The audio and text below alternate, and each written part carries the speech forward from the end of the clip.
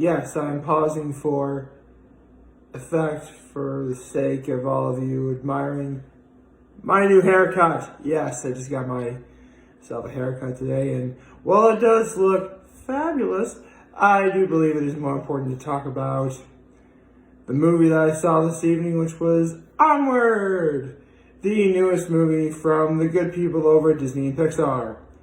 And I have to say, I was looking forward to this movie for a long time. I actually remember seeing the first trailer for this movie, and as soon as they announced who the cast was going to be, I'm like, oh, right. Tom Holland and Chris Pratt got along famously on the set of Avengers Infinity War. Let's not put them in a movie, and that's what they did. Well, don't even put them in another movie because they were in Avengers Infinity War. But this is a different movie. Yes, this movie takes place in the realm of fiction, if you will, in which, there's elves and magical creatures and sprites and manticores and all sorts of wonderful, mythical stuff, which is awesome. And, that stuff definitely appeals to me. It's Disney and Pixar. Also very good. The animation of this movie was incredible. The performances in this movie were great, particularly that of, obviously, the aforementioned actors Chris Pratt and Tom Holland. Julia Louis-Dreyfus was really good as, the mom. And, of course, Octavia Spencer's the Manticore. Very nice, very nice. Yes, I should probably explain what this movie is about. Well, it's in sort of a mythical realm where, again, elves and all sorts of mythical creatures exist, but it takes place in this sort of fictional era where, yes, magic did exist, and technically it still does, but, mythical creatures discovered, hey, electricity is a thing.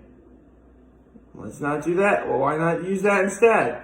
And so magic sort of fade out into obscurity, and, everyone's living in these sort of, modern era that we're technically living in right now, actually. There's actually quite a lot. Let's get one thing out of the way. This movie is hilarious. I genuinely do believe that this is the hardest I laughed in a Pixar movie. And I mean that in the best possible way. Because when you think of Disney and Pixar, yes, their movies have lots of funny moments. And, I can definitely think of other, Pixar movies that made me laugh as well. But this made me laugh the hardest for sure.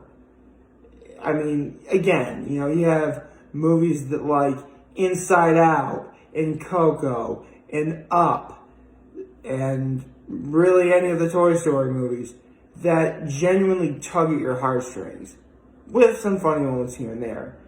This is sort of flipped over, but it works. Honestly, it's sort of in a way, it's a tour de form for Pixar because they're very capable of being funny, and this movie definitely shows that here. And there are lots of very good moments, lots of important lessons that, one can learn from this movie. Basically, the premise is, it turns out that the two brothers' dad was a wizard, and they have a spell in which they can bring him back for one day. If you've seen the trailer, then they were able to half do it correctly, meaning they can only bring their father's lower half back. And so the race is on to find the proper items needed to complete the spell and have him for that remainder of the day. What follows is essentially, as they say in the movie, a quest that, takes them on, all these places where they see all sorts of, characters, and it's great. It's actually a very funny movie. I really liked it a lot. And there's a few moments to take from it, and a few lessons to take from this as well. Because obviously, Tom Holland's character didn't really grow up with, their father. In fact, it's been heavily implied that the father had passed right before Tom Holland's character was born. And so, in thinking about his dad coming back, like, what should I say? What should I do with him? What should we talk about? So he writes a little list of things that he wants to do. When it turns out that all his life, he's really had good people by his side to love him, respect him, watch him grow up to do the things that, a kid does. And that's actually an important life lesson that isn't really touched upon enough. Is that, for me, to say that I was blessed is an understatement. In the fact that I grew up with both of my parents and my brother. And I will forever and always be thankful for that. But some people are unfortunately not as lucky. And so, one, they could turn to, making bad choices. Or, in the case of Tom Holland's character, technically without even realizing it, he was surrounded by good people, particularly that of, his brother. So, in a way that their dynamic works, again, Chris Pratt and Tom Holland have great chemistry in this movie, and it really shows. In fact, when it comes to voiceover, it can be sort of argued that, they're not in the same room when they're doing the dialogue, but here you can tell that if they weren't, then they hit it really well. Because I genuinely felt like Chris Pratt and Tom Holland were talking directly to each other throughout the course of this movie. And it's great. Another life lesson you can learn is, actually you can learn this from the Chris Pratt's character as well. Without the father being around, Chris Pratt's character had to sort of, grow up fast, and it's genuinely displayed by a lot of people that, he's a bit of a screw-up. But, without a father to really help you out, and you having to sort of help your little brother out along, you sort of need to use the sort of realm of gaming and magic to, escape from it.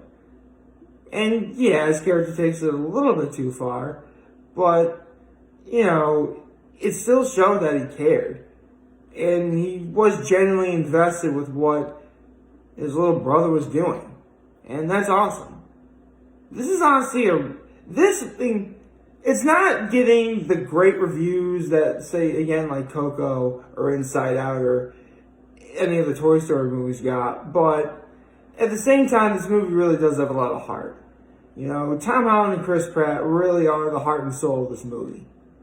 You can genuinely tell that here. And it's pretty obvious. You can tell I recommend you watch this movie. I definitely had a great time watching it. And again, it sounded pretty, sort of not much going on weekend. So you could totally do it. Although, I just realized that you had to worry about daylight savings time, so even after daylight savings time, the movie's going to be in theaters. But the point is, go see it. You're going to have fun. I actually saw it with a pretty good crowd. Definitely a few people who are even older than I am when they're watching it. And yeah, it was great.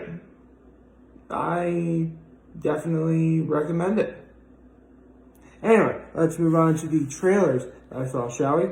Let's see, I first got the trailer for My Spy, the David Bautista movie.